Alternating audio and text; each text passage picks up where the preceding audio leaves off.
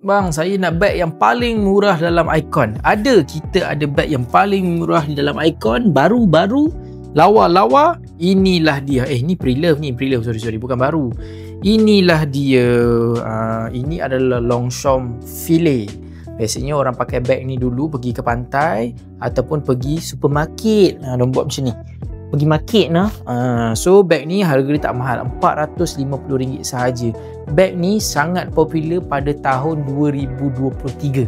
Awal-awal penumbuhan, tak boleh bagi tahu siapa lah kan. So yang ini begnya muat. Biasa orang tak sayur, tak buah dekat sini. Yang ni lah dia, RM450. So ada kata kalau korang nak bagi small gift dekat korang punya pasangan, ni pun ada. Ini kecil sikit. Ni warna hijau neon, ni warna hijau pekat. Ini XS, ini L. So korang boleh decide lah korang nak yang mana. So kalau korang nak screenshot ni sekarang, DM saya.